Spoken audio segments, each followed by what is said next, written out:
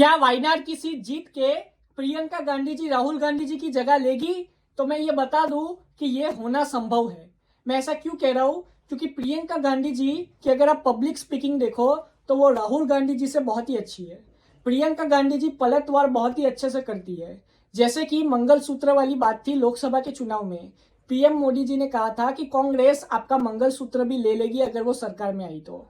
वहीं पे प्रियंका गांधी जी ने पलटवार करके कहा कि मेरी माँ का मंगलसूत्र इस देश के लिए शहीद हुआ है, मतलब कि उनका इशारा राजीव गांधी की तरफ था। अब मैं बता दूं कि प्रियंका गांधी जी के पास वोकल स्किल्स तो है ही, साथ ही साथ में उनके पास एक अच्छी चीज ये है कि वो इंदिरा गांधी जैसी दिखती है। मैं ऐसा क्यों कह रहा हूँ? क्योंकि इंदिरा गांधी के टाइम पे ऐसा कहा जाता है कि बहुत ही मजबूत लेडी थी, उन्हें आयरन लेडी भी कहा जाता था।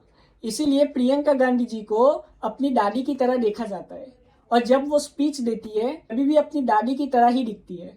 और दूसरी चीज कि प्रियंका गांधी जी महिला वोटर्स को बहुत ही अच्छे से अपनी तरफ ले सकती है। मैं बता दूं कि जो महिला वोटर्स है वो बीजेपी की साइलेंट पावर है, क्योंकि बहुत जगहों पे ओपिनियन पोल है, एग्जिट पोल है, वो मात खा गए। क्यों खा गए? क्योंकि उन्होंने महिलाओं से अच्छी तरीके से सवाल नहीं किया।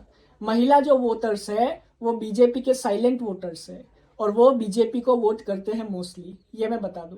अब आगे अगर राहुल गांधी की जगह प्रियंका गांधी जी लेती है तो किसी को कोई प्रॉब्लम नहीं होगी, क्योंकि प्रियंका गांधी जी अगर आप देखोगे तो लीडरशिप में बहुत ही अच्छे हैं। इसी वजह से शायद राहुल गांधी जी को पीछे खिसकना पड़े।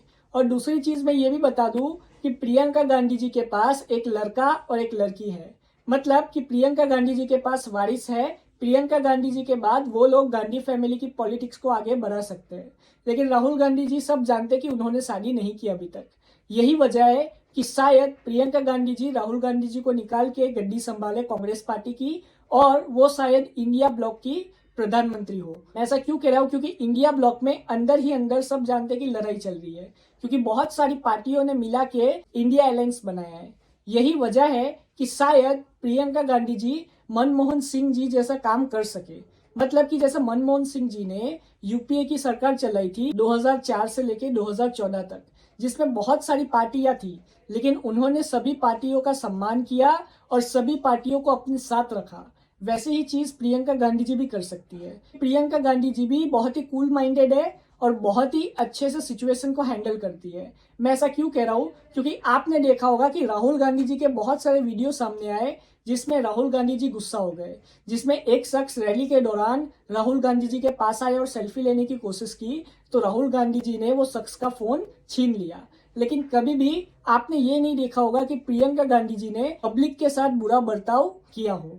क्यों? क्योंकि प्रियंका गांधी जी माइंड से बहुत ही स्टेबल है और वो एक बहुत ही अच्छी पॉलिटिशियन है। आप देखो प्रियंका गांधी जी करीब 30 साल से भी ज्यादा से अपनी मम्मी, गांधी फैमिली के लिए और दूसरे जितने भी बड़े नेता है कांग्रेस के, उनके लिए प्रचार करती रही। लेकिन पहली बार उन्होंने वायनाड से इलेक्शन लड़ाए।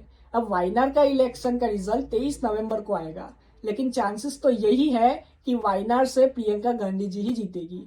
आप अपनी राय कमेंट में जरूर बताएं। जय हिंद।